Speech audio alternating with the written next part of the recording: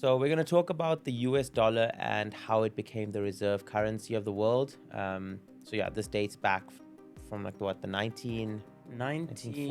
Well, 1944. So Bretton Woods was 1944, where it yeah, was decided that all currencies would be pegged to it. So I suppose it kind of started then.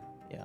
But the US dollar was not historically the reserve currency like forever. It wasn't even a strong industrial player pre-World War One. No, not at all. It was just agricultural. Yeah.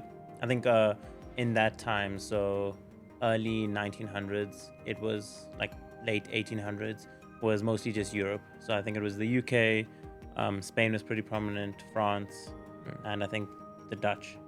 I think the UK was probably the strongest because they had the Royal Navy and Yeah. So it all was the shipping lanes. They had So prior to the dollar being the reserve currency, the British pound was the reserve currency. and they had like all the colonies in the world. They just basically colonized owned everywhere. everything. They took all the resources. Yeah, super rich. Okay, so then let's say the UK was the most powerful, and then World War One happened. So that was 1914 to 1918, 1919. Correct.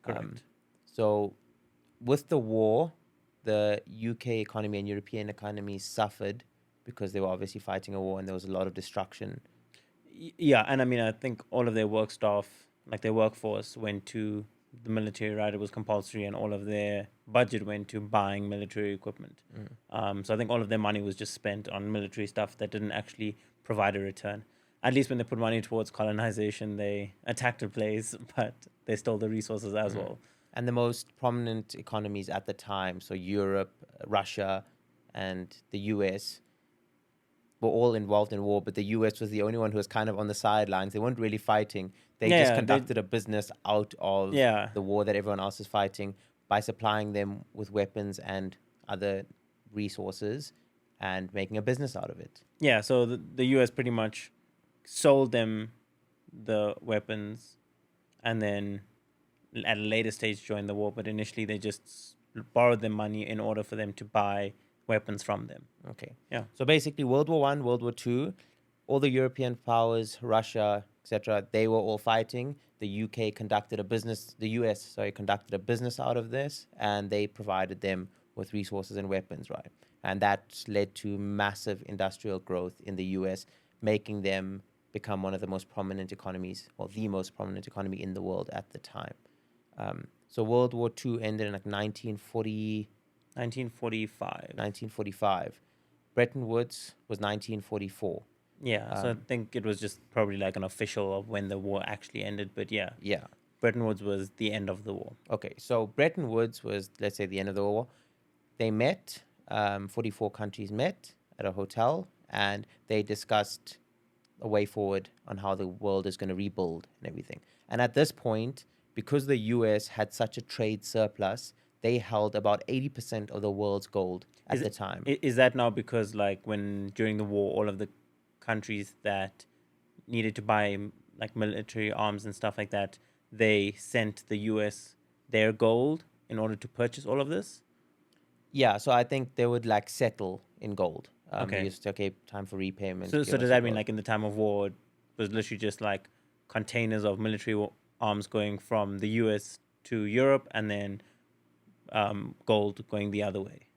I don't know how much gold there would have been because there probably been more weapons and stuff than the value of gold they got. But there was also like a debt element. But they did settle in a lot of gold because they ended up with 80% of it. Okay. Yeah, so then they had 80% of the world's gold, monetary gold, and the strongest economy in the world. Now they all met. And I assume also the strongest military at this point. Yeah, the strongest everything, really. And they met at the Bretton Woods, and they came up with an agreement that the dollar is going to be pegged at $35 an ounce, and then that all of these 44 countries would have to peg their currencies to the dollar. So essentially facilitating global trade because you know that your currency is linked to the dollar at a specific exchange rate, that like it was a very small percentage that it could fluctuate, and then the dollar was redeemable for gold. So did that simplify the process in that you wouldn't have to settle any debt by sending physical gold across. You could like settle by transferring the gold. I mean the US dollar. Yeah. Okay. US dollar, yeah, essentially. Okay.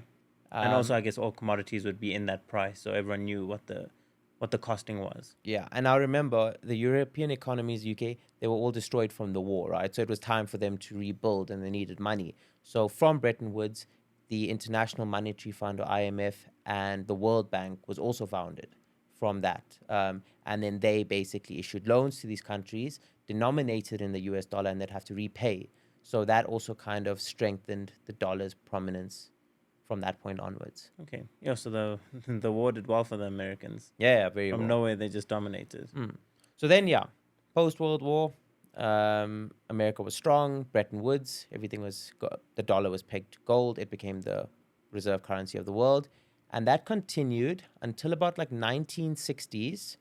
The U.S. started printing a lot of money, right? So foreign countries started questioning whether the U.S. actually had the ability of redeeming all of the dollars in existence for gold. So when we say that redeemability, it means that like for every single dollar, there was some sort of ledger of how many dollars they have released, and every single dollar needed the equivalent of gold in a vault back. Every dollar needs the equivalent of gold. Yeah. So that if you come to the US government with $35, they can give you an ounce of gold. But if everyone with every single dollar came, they would have the right amount of gold. Yes. Okay.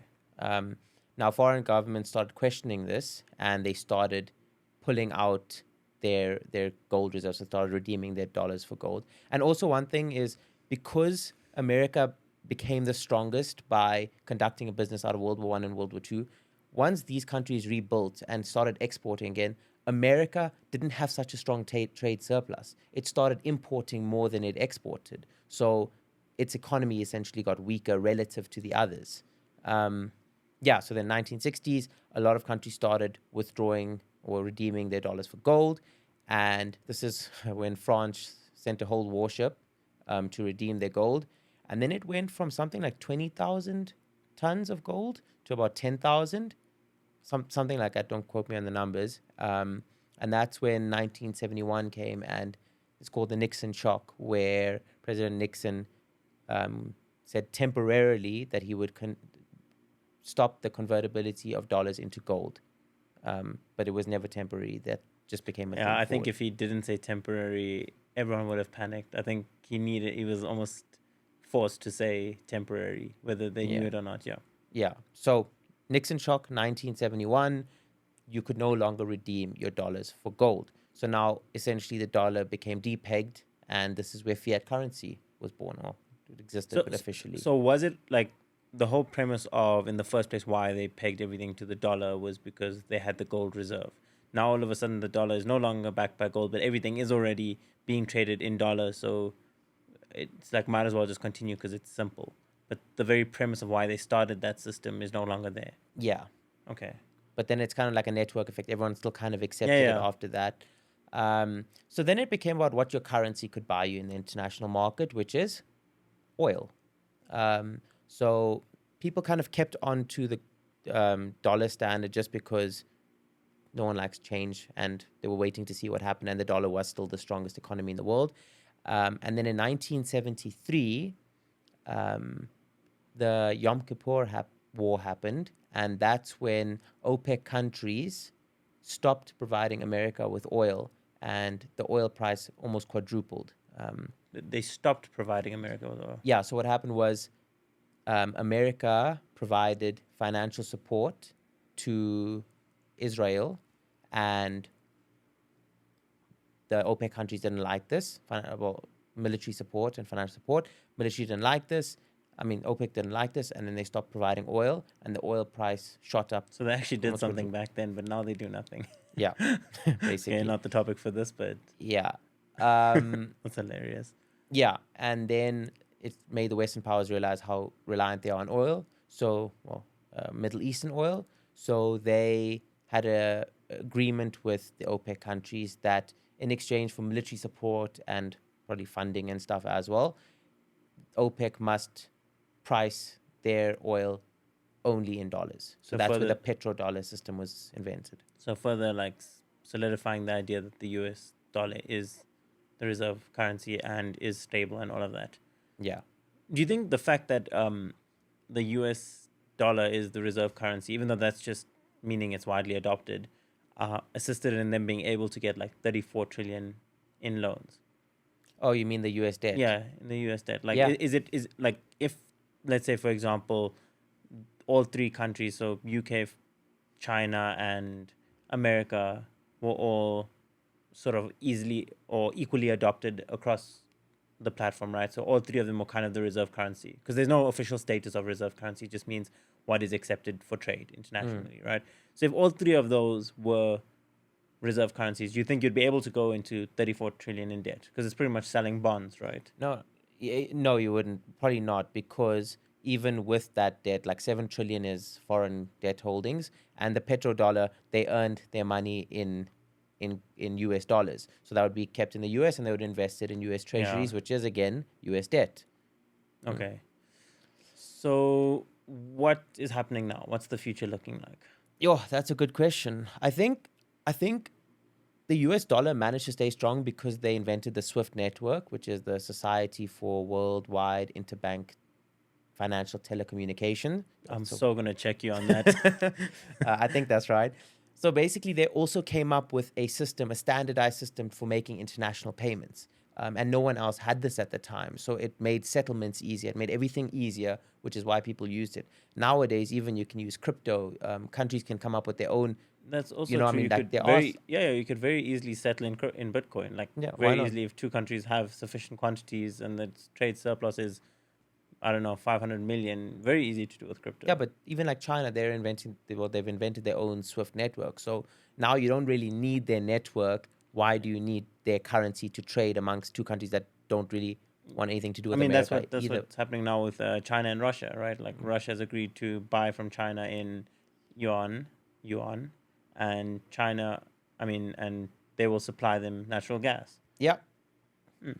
So I think, yeah, we've basically covered everything. Basically, the reserve currency is just there to facilitate financial transactions internationally, and if there are alternatives now, so you don't really need the dollar. Yeah, we'll see what happens. I think crypto is going to come in. I think it's going to play a big role in the future, and the Chinese. But we'll see. Let's see. We'll Okay, check how my theory does. cool, All right, nice man. cool.